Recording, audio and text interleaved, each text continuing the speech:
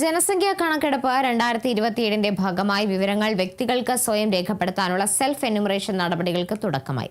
June 30 വരെ ഓൺലൈനായി വിവരങ്ങൾ നൽകാം. സെൻസസിന്റെ രണ്ടാം ഘട്ടമായ ജനസംഖ്യാ കണക്കെടുപ്പ് അടുത്ത വർഷം ഫെബ്രുവരി, മാർച്ച് മാസങ്ങളിലായാണ് നടക്കുക.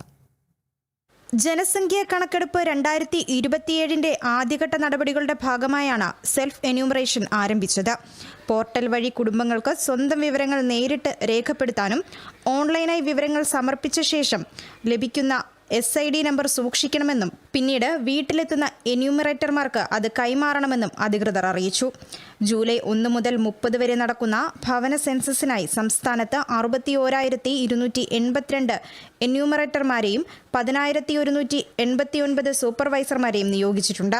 സംസ്ഥാനത്തെ കെട്ടിടങ്ങളെ 150 മുതൽ 200 വരെയുള്ള വീടുകൾ ഉൾപ്പെടുന്ന ബ്ലോക്കുകളായി വിഭജിച്ചാണ് ഓരോ എന്യൂമറേറ്റർമാർക്കും ചുമതല നൽകിയത്.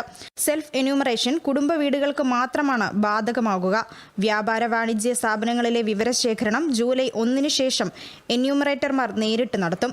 അനാഥാലയങ്ങൾ, ഹോസ്റ്റലുകൾ, ആശുപത്രികൾ, ബോർഡിംഗ് സ്ഥാപനങ്ങൾ എന്നിവയെയും സ്ഥാപനങ്ങളുടെ വിഭാഗത്തിൽ ഉൾപ്പെടുത്തിയിട്ടുണ്ട്. സെൻസസ് വിവരശേഖരണം പൂർണ്ണമായും ഡിജിറ്റൽ സംവിധാനത്തിലൂടെയാണ് നടത്തുക. വിവരങ്ങളുടെ സ്വകാര്യത ഉറപ്പാക്കുന്നതിനായി പോർട്ടലുകളും മൊബൈൽ ആപ്പുകളും end-to-end എൻക്രിപ്ഷൻ സംവിധാനത്തിലൂടെ ക്രമീകരിച്ചതായും അധികൃതർ അറിയിച്ചു. Kerala vision news, Thiruvananthapuram.